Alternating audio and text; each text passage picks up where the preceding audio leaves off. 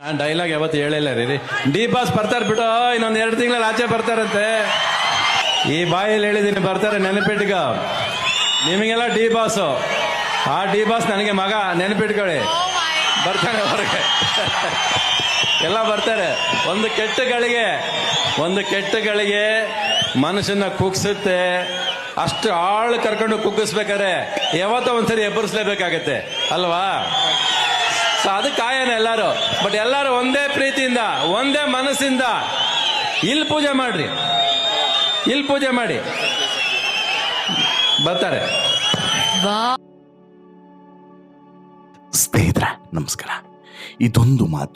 ಇದೊಂದು ಮಾತು ಈಗ ದರ್ಶನ್ ಅಭಿಮಾನಿಗಳ ಸಂಭ್ರಮವನ್ನ, ಅವರ ಖುಷಿಯನ್ನ, ಅವರ ಹಿರಿಮೆಯನ್ನ ಈಗ ಹಿಗ್ಗುವಂತೆ ಮಾಡಿದೆ.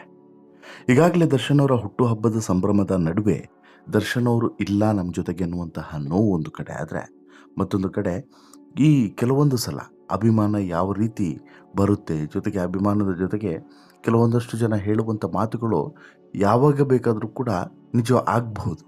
ಕೆಲವೊಂದು ಸಲ ಕೆಲವೊಬ್ಬರು ಹೇಳುವಂಥ ಮಾತುಗಳು ನಿಜ ಆಗ್ತವೆ.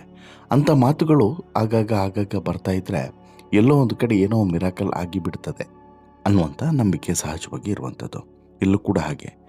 ಈಗ ರವಿಚಂದ್ರನ್ ಅವರು ಆಡಿರುವಂತಹ ಪ್ರತಿಯೊಂದು ಮಾತಿಗೂ ಕೂಡ ತೂಕ ಇದೆ. ಅವರು ಹೇಳಿರುವಂಥ ಮಾತಿಗೆ ಒಂದು ತೂಕ ಇದೆ. ಹಾಗಾಗಿ ರವಿಚಂದ್ರನ್ ಹೇಳಿರುವಂತೆ ದರ್ಶನ್ ಅವರು ಇನ್ನು ಕೇವಲ 2 ತಿಂಗಳಲ್ಲಿ ಹೊರಗಡೆ ಬರ್ತಾರಾ ಅನ್ನುವಂತಹ ಒಂದು ಖುಷಿ ಅಥವಾ ಅಂಥದ್ದೊಂದು ಕುತೂಹಲ ಈಗ ಇಮ್ಮಡಿಯಾಗುವಂತೆ ಮಾಡಿದೆ. ಅಸಲಿಗೆ ರವಿಚಂದ್ರನ್ ಅವರು ಎಲ್ಲಿ ಮಾತನಾಡಿದ್ದು, ಏನು ಮಾತನಾಡಿದ್ರು, ಜೊತೆಗೆ ಅವರು ಮತ್ತೊಂದು ಪದವನ್ನು ಕೂಡ ಬಳಸಿದರು. ಇದೇ ದರ್ಶನ್ ಅವರ ಬಗ್ಗೆ ಒಂದು ಮಾತನ್ನು ಹೇಳಿದ್ರು. ಆ ಮಾತು ಮತ್ತಷ್ಟು ಜನರನ್ನು ಖುಷಿ ಪಡುವಂತೆ ಮಾಡ್ತು, ಜೊತೆಗೆ ಒಂದಷ್ಟು ಜನ ಹೊಟ್ಟೆ ಕಿಚ್ಚು ಕೂಡ ಹೆಚ್ಚಾಗುವಂತೆಯೂ ಕೂಡ ಮಾಡ್ತು ಅಂತಲೂ ಕೂಡ ಹೇಳ್ಬೋದು. ಯಾಕಂತ ಹೇಳಿದ್ರೆ ಉರ್ಕೊಳ್ಳೋರಿದ್ದಾರಲ್ಲ, ಹೊಟ್ಟೆ ಕಿಚ್ಚು ಪಡೋರಿದ್ದಾರಲ್ಲ, ಅವರು ಇನ್ನಷ್ಟು ಉರ್ಕೊಳ್ಳುವಂತೆಯೂ ಕೂಡ ಮಾಡ್ತು. ಹಾಗಾದರೆ ಅಂಥದ್ದು ಏನು ಹೇಳಿದ್ರು ನೋಡ್ತಾ ಹೋಗೋಣ. ಅದಕ್ಕಿಂತ ಮುಂಚೆ ನೀವು ಇನ್ನೂ ಕೂಡ ನಮ್ಮ ಚಾನಲನ್ನು ಸಬ್ಸ್ಕ್ರೈಬ್ ಮಾಡಿಲ್ಲ ಅಂದರೆ ದಯವಿಟ್ಟು ಕೂಡಲೇ ಸಬ್ಸ್ಕ್ರೈಬ್ ಮಾಡಿ ಸ್ನೇಹಿತರೆ. ರೇಣುಕಸ್ವಾಮಿ ಪ್ರಕರಣದಲ್ಲಿ ಆರೋಪಿಗಳಾಗಿ ಜೈಲು ಸೇರಿರುವಂತಹ ಈ ದರ್ಶನ್ ಮತ್ತು ಇತರರಿಗೆ ಈಗಾಗಲೇ ಸಂಕಷ್ಟ ದಿನಕ್ಕೆ ಹೆಚ್ಚಾಗ್ತಿದೆ.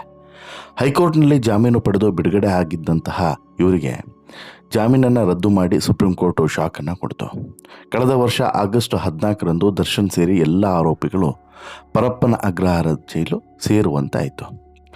ಈಗ ಫೆಬ್ರವರಿ 16ಕ್ಕೆ ದರ್ಶನ್ ಅವರಿಗೆ 49 ವರ್ಷನೇ ಹುಟ್ಟುಹಬ್ಬದ ಸಂಭ್ರಮ. ಆದರೆ ಇದೇ ಮೊದಲ ಬಾರಿಗೆ ಹುಟ್ಟುಹಬ್ಬದ ಸಂಭ್ರಮದ ಸಮಯದಲ್ಲಿ ದರ್ಶನ್ ಜೈಲಿನಲ್ಲಿ ಕಾಲ ಕಳೆಯುವಂತಾಗಿದೆ. ಅಭಿಮಾನಿಗಳ ಜೊತೆಗೆ ಸಂಭ್ರಮಿಸುತ್ತಿದ್ದಂತಹ ದಾಸ ಈಗ ಜೈಲಿನ ಕಂಬಿಗಳ ನಡುವೆ ಸಂಭ್ರಮಿಸುವಂತಹ ಪರಿಸ್ಥಿತಿ ನಿರ್ಮಾಣ ಆಗಿದೆ. ಅಭಿಮಾನಿಗಳು ಹಾಗೂ ಆಪ್ತರಿಗೆ ಇದು ಸಿಕ್ಕಾಪಟ್ಟೆ ಬೇಸರದ ಸಂಗತಿಯೇ. ಹಾಗಿದ್ರೂ ಕೂಡ ಒಂದಷ್ಟು ಜನ ಹೋಗಿ ದರ್ಶನ್ ಅವರನ್ನು ಭೇಟಿ ಮಾಡಿ ವಿಶ್ ಮಾಡಿ ಬಂದಿದ್ದಾರೆ. ಆದರೆ ದರ್ಶನ್ ಸಿಕ್ಕಾಪಟ್ಟೆ ಬೇಸರದಲ್ಲಿ ಇದ್ದಾರೆ ಅನ್ನೋದು ಸತ್ಯ. ಪುಣ್ಯಕ್ಕೆ ಬೆಂಗಳೂರಿನ ಪರಪ್ಪನ ಅಗ್ರಹಾರ ಜೈಲಿನಲ್ಲೇ ಇದ್ದಾರೆ, ಬಳ್ಳಾರಿಯಲ್ಲಿಲ್ಲ. ಆದರೆ ದರ್ಶನ್ ಯಾವಾಗ ಹೊರಗಡೆ ಬರ್ತಾರಪ್ಪ ಅನ್ನುವಂತಹ ಕಾಯುವಿಕೆ ಇದೆಯಲ್ಲ, ಇದು ಪ್ರತಿಯೊಬ್ಬ ದರ್ಶನ್ ಅಭಿಮಾನಿಗಳಲ್ಲೂ ಕೂಡ ಇದೆ, ಜೊತೆಗೆ ಅವರ ಕುಟುಂಬಸ್ಥರಲ್ಲೂ ಕೂಡ ಇದೆ. No doubt. ಕುಟುಂಬಸ್ಥರಿಗಿಂತಲೂ ಕೂಡ ಜಾಸ್ತಿ ಕುತೂಹಲ ಮತ್ತು ಕಾಯುವಿಕೆ ಇರುವಂಥದ್ದು ಅಭಿಮಾನಿಗಳಲ್ಲಿ, ಅವರ ಸೆಲೆಬ್ರಿಟೀಸ್ಗಳಲ್ಲಿ. ದರ್ಶನ್ ಒಮ್ಮೆ ಹೊರಗಡೆ ಬಂದರೆ ಸಾಕಪ್ಪ ಅಂತ ಹೇಳ್ಬಿಟ್ಟು ಎಷ್ಟೋ ಜನ ಪ್ರತಿನಿತ್ಯವೂ ಕೂಡ ದೀಪ ಹಚ್ಚುತ್ತಾ ಇದ್ದಾರೆ. ಆದರೆ ಇದೇ ಒಂದು ಕಾಯುವಿಕೆ ಇರುವಂಥ ಸಂದರ್ಭದಲ್ಲಿ ಇತ್ತೀಚೆಗೆ ನಡೀತಿರುವಂತಹ ಬೇರೆ ಬೇರೆ ಕಾರ್ಯಕ್ರಮಗಳಲ್ಲಿ, ಅದರಲ್ಲೂ ಕೂಡ ಶಿವರಾತ್ರಿಯ ಜಾಗರಣೆಯ ಕಾರ್ಯಕ್ರಮಗಳಲ್ಲಿ ಎಲ್ಲ ಕಡೆಯೂ ಆಲ್ಮೋಸ್ಟ್ ಆಲ್ ಡಿ ಬಾಸ್ ಹವಾನೆ ಕವರ್ ಆಗಿತ್ತು. ಹೋದಲ್ಲಿ ಬಂದಲ್ಲಿ ಎಲ್ಲ ಕಡೆಯೂ ಕೂಡ ಬಹುತೇಕ ವೇದಿಕೆಗಳಲ್ಲಿ ದರ್ಶನ್ ಅವರ ಅಭಿಮಾನಿಗಳೇ ನೆರೆದಿದ್ದರು. ಪ್ರತಿಯೊಬ್ಬರು ಕೂಡ ಡಿ ಬಾಸ್ ಅಂತ ಹೇಳ್ಬಿಟ್ಟು ಪ್ರತಿಯೊಂದು ವೇದಿಕೆಗಳಲ್ಲೂ ಕೂಡ ಕೂಗ್ತಾ ಇದ್ರು, ಕಿರುಚ್ತಾ ಇದ್ರು. ಇದಕ್ಕೆ ಸಾಕ್ಷಿಯಾಗಿ ಗಿಲ್ಲಿ ಹೋದಲ್ಲಿ ಬಂದಲ್ಲಿ ಈ ಕಿರುಚಾಟ ಕೂಗಾಟ ಮತ್ತಷ್ಟು ಹೆಚ್ಚಾಗಿಯೇ ಇತ್ತು. ಗಿಲ್ಲಿ ಯಾವಾಗ ವೇದಿಕೆಯನ್ನು ಹತ್ತುತ್ತಾರೋ ಆಗಲೂ ಕೂಡ ಡಿ ಬಾಸ್ ಅಂತೇಳಿ ಕಿರುಚೋದಿತ್ತು. ಹೀಗೇ ಈ ರವಿಚಂದ್ರನ್ ಅವರು ವೇದಿಕೆ ಹತ್ತಿದಂಥ ಸಂಭ್ರಮದಲ್ಲೂ ಕೂಡ ಇದೇ ರೀತಿ ಡಿ ಬಾಸ್ ಅನ್ನುವಂತಹ ಕೂಗಾಟ ಕಿರುಚಾಟ ದೊಡ್ಡ ಮಟ್ಟದಲ್ಲಿ ಕೇಳಿಬಂತು. ಅದರಲ್ಲೂ ಕೂಡ ಯಾವಾಗ ರವಿಚಂದ್ರನ್ ಅವರು ವೇದಿಕೆ ಮೇಲೆ ಹತ್ತಿ ಕೆಲವೊಂದು ಮಾತುಗಳನ್ನು ಆಡಿದ್ರು, ಆ ಸಂದರ್ಭದಲ್ಲಿ ಡಿ ಬಾಸ್ ಅನ್ನುವಂತಹ ಘೋಷವಾಕ್ಯ ಮುಳುಗ್ತು, ಇಡೀ ವೇದಿಕೆಯನ್ನೇ ಕವರ್ ಮಾಡಿತು. ಹೌದು, ಈ ಸಂದರ್ಭದಲ್ಲಿ ಬಹಳ ಅಚ್ಚರಿಯಾದಂಥ ವಿಚಾರವನ್ನೇ ಈಗ ರವಿಚಂದ್ರನ್ ಮಾತನಾಡ್ತಾರೆ. ಅದರಲ್ಲೂ ಕೂಡ ಜಾಮೀನಿಗೆ ಸಂಬಂಧಪಟ್ಟಂತಹ ವಿಚಾರವನ್ನು ಮಾತನಾಡಿದ್ದಾರೆ.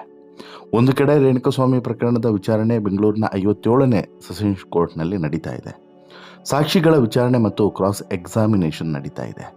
ದರ್ಶನ್ ಸೇರಿದಂತೆ ಆರೋಪಿಗಳು ವಿಡಿಯೋ ಕಾನ್ಫರೆನ್ಸ್ನ ಮೂಲಕ ಹಾಜರಾಗ್ತಾ ಇದ್ದಾರೆ. ಈಗ ವಿಚಾರಣೆಯು ಕೂಡ ಮುಂದೂಡಿಕೆ ಆಗ್ತಾನೆ ಇದೆ. ವಿಚಾರಣೆ ಆರಂಭವಾಗಿರುವಂಥ ಹಿನ್ನೆಲೆಯಲ್ಲಿ ಆದಷ್ಟು ಬೇಗ ದರ್ಶನ್ ಜಾಮೀನು ಪಡೆದು ಹೊರ ಬರಬಹುದು ಅನ್ನುವಂಥ ಲೆಕ್ಕಾಚಾರ ಶುರುವಾಗಿದೆ. ಗಂಭೀರ ಪ್ರಕರಣ ಆಗಿರೋದ್ರಿಂದ ಜಾಮೀನು ಸಿಗೋದು ಕಷ್ಟ ಅನ್ನೋದು ಕೂಡ ಕೆಲವರ ವಾದ. ದರ್ಶನ್ ಹಾಗೂ ಕ್ರೇಜಿ ಸ್ಟಾರ್ ರವಿಚಂದ್ರನ್ ನಡುವೆ ಆತ್ಮೀಯ ಒಡನಾಟ ಇವತ್ತು ನಿನ್ನೆದಲ್ಲ. ತಂದೆ ಮಗ ಅನ್ನುವಂಥ ಬಾಂಧವ್ಯ ಇದೆ. ಹೀಗೇನೆ ಕುಣಿಗಲ್ ಬಿದರನಗೆರೆಯ ಪಂಚಮುಖಿ ಆಂಜನೇಯ ಸನ್ನಿಧಾನದಲ್ಲಿ ಶಿವರಾತ್ರಿ ಸ್ವರಾಭಿಷೇಕ ಸಮಾರಂಭದಲ್ಲಿ ಜಾಗರಣೆ ಮಾಡುವಂಥ ಒಂದು ಕಾರ್ಯಕ್ರಮ. ಈ ಕಾರ್ಯಕ್ರಮದಲ್ಲಿ ಅತಿಥಿಗಳಾಗಿ ಸಾಕಷ್ಟು ಜನ ಬಂದಿದ್ದರು. ಇದೇ ವೇದಿಕೆಗೆ ಅತಿಥಿಯಾಗಿ ಬಂದಂತಹ ರವಿಚಂದ್ರನ್ ಅವರು ವೇದಿಕೆ ಏರಿದಾಗ ಕೆಲವು ಅಭಿಮಾನಿಗಳು ಡಿ ಬಾಸ್ ಅಂತೇಳಿ ಕಿರಿಸೋದಕ್ಕೆ ಕೂಗಾಡೋದಕ್ಕೆ ಶುರು ಮಾಡ್ತಾರೆ. ಕೂಡಲೇ ಅವರನ್ನು ಉದ್ದೇಶಿಸಿ ಡಿ ಬಾಸ್ ಹೊರ ಬರ್ತಾರೆ ಬಿಟ್ರೋ ಅಂತ ಹೇಳ್ಬಿಟ್ಟು ರವಿಚಂದ್ರನ್ ಹೇಳಿದ್ದು ಇವರ ಸಂಭ್ರಮ ಇಮ್ಮಡಿಗೊಳ್ಳುವಂತೆ ಮಾಡಿತು. ಇನ್ನೆರಡೇ ತಿಂಗಳಲ್ಲಿ ಆಚೆ ಬರ್ತಾರೆ ಅಂತಲೂ ಕೂಡ ರವಿಚಂದ್ರನ್ ಹೇಳ್ತಾರೆ. ರವಿಚಂದ್ರನ್ ಮಾತು ಕೇಳಿ ನೆರೆದಿದ್ದಂತಹ ಅಷ್ಟೂ ಜನ ಓ ಅಂತ ಹೇಳ್ಬಿಟ್ಟು ಕೂಗಿದ್ರು, ಸಂಭ್ರಮಿಸಿದ್ರು, ಖುಷಿಪಟ್ಟರು. ಮಾತು ಮುಂದುವರಿಸಿದಂಥ ರವಿಚಂದ್ರನ್ ಅವರು ಈ ಬಾಯಲ್ಲಿ ಹೇಳಿದ್ದೀನಿ, ಬರ್ತಾರೆ, ನೆನ್ಪಿಟ್ಕೊಳ್ಳಿ. ನಿನಗೇನೋ ಡಿ ಬಾಸ್, ನನಗೆ ಡಿ ಬಾಸ್ ನನ್ನ ಮಗ, ಡಿ ಬಾಸ್ ನನಗೆ ಮಗ ಅಂತಲೂ ಕೂಡ ಹೇಳ್ತಾರೆ. ಅಷ್ಟು ಮಾತ್ರವಲ್ಲ, ಕೆಲವೊಂದು ಸಲ ಕೆಲವೊಂದು ಕೆಟ್ಟ ಗಳಿಗೆಗಳು ಏನೂ ಮಾಡೋಕ್ಕಾಗಲ್ಲ, ಮನುಷ್ಯರನ್ನು ಕುಗ್ಗಿಸುತ್ತೆ. ಅಷ್ಟು ಆಳಕ್ಕೆ ಕುಗ್ಗಿಸುವಂತಹ ಒಂದು ದಿನ ಬರುತ್ತೆ ಅಂತ ಹೇಳಿದ್ರೆ ಯಾವಾಗಲೂ ಕೂಡ ಒಂದಿನ ಅಷ್ಟು ಆಳಕ್ಕೆ ಕುಗ್ಗಿಸುವಂಥ ದಿನ ಬರುತ್ತೆ ಅಂತ ಹೇಳಿದ್ರೆ ಯಾವಾಗಲೂ ಒಂದಿನ ಅಷ್ಟೇ ಮೇಲಕ್ಕೆ ಎಬ್ಬಿಸುವಂಥ ದಿನವೂ ಕೂಡ ಬರ್ತದೆ. ಅದಕ್ಕೆ ನಾವೆಲ್ಲರೂ ಕೂಡ ಕಾಯೋಣ ಅಂತಲೂ ಕೂಡ ಹೇಳೋಣ.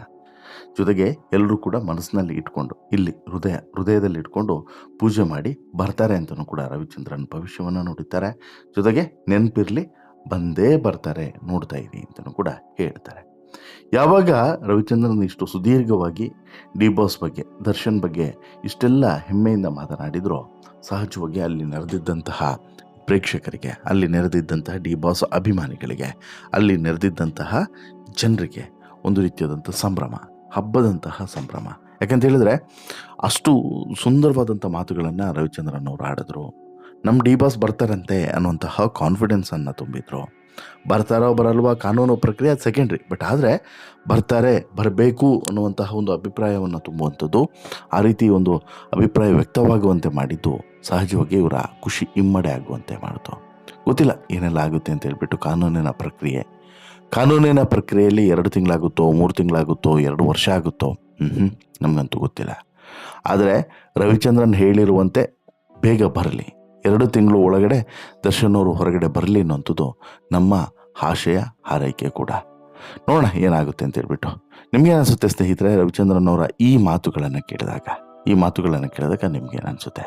ಹಾಗೆಯೇ ರವಿಚಂದ್ರನ್ ಅವರ ಈ ಮಾತುಗಳು ಯಾರ್ಯಾರಿಗೆ ಬ್ಯಾಕಲ್ಲಿ ಬಗ್ನಿ ಊಟ ಇಟ್ಟಂಗೆ ಆಗಿರಬಹುದು, ಅಂದರೆ ಬ್ಯಾಕಲ್ಲಿ ಫೈರ್ ಹತ್ತಿಸ್ದಂಗೆ ಆಗಿರ್ಬೋದು, ಉರ್ಕೊಂಡಿರ್ಬೋದು.